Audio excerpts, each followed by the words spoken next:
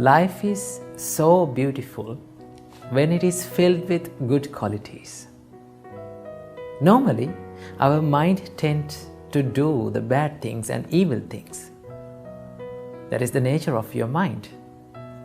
But if we practiced our mind to turn all those evil thoughts to good thoughts or wholesome thoughts, then our life will be wonderful. So the more you practice good qualities like compassion, love, kindness, and unselfishness, so all those good qualities makes your life a beautiful and wonderful one. So always we have to focus on the wholesome side of our mind. Yes, we are a mixture of good and bad. There is no single person in this world who is with 100% good qualities. And there is no a single person who is living in this world with 100% bad qualities. We are a mixture of good as well as the bad. So what we have to do to make our lives a better one is to focus on the wholesome side of our mind and practice and develop that part of your mind. The more you develop the wholesome part and the wholesome side of your mind, the less the evil thoughts may appear in the life. So that is based on the practice. Whatever you practice in your mind and in your life, in your day, and that particular thing will be the repetition of the whole life. That means if you practice the evil thoughts again and again and again, what will happen? Always your mind will be in the evil side. But if you practice good qualities again and again, always your mind tends to think, do, and work in the wholesome side of your mind. So that is why it is very important to develop the good qualities, good human qualities in the life. So, one of the basic and the foremost human wholesome quality is compassion. Compassion we called in Pali language karuna. Karuna means our great teacher Supreme Buddha explained this word. Paradukkhe hadayang kampetiti karuna. Feeling the sadness when others are going through a sad time in their life, if you feel sad, then that is what you call the compassion. And it simply means being sad and feeling the sadness when others are feeling sad, and being happy when others are being happy. That is what you call compassion. So if you have a compassionate heart, then you will feel the sadness of others. The more we develop the compassion in our mind, we can understand the situation of other people.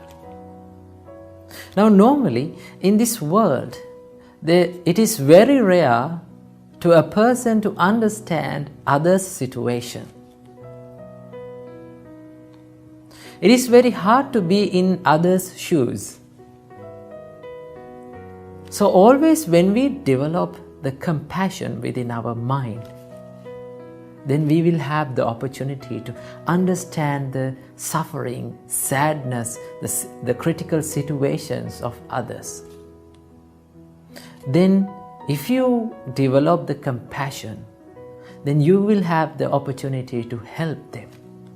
You will tend to help others. You will tend to sacrifice a part of your life on behalf of others. Life is not living only for yourself. A happy and wonderful life is something that we should live for others also. The most and the greatest compassionate person who ever lived in this world is our great teacher, Supreme Buddha. He sacrificed his whole life to find the reality and the truth of this birth and death. And he tried very hard to escape from this suffering. And he sacrificed his life to escape all these beings from this suffering. So our great teacher, Supreme Buddha, is the best and the foremost model of compassion that we can find in this world. He sacrificed his whole life on behalf of us. So being unselfish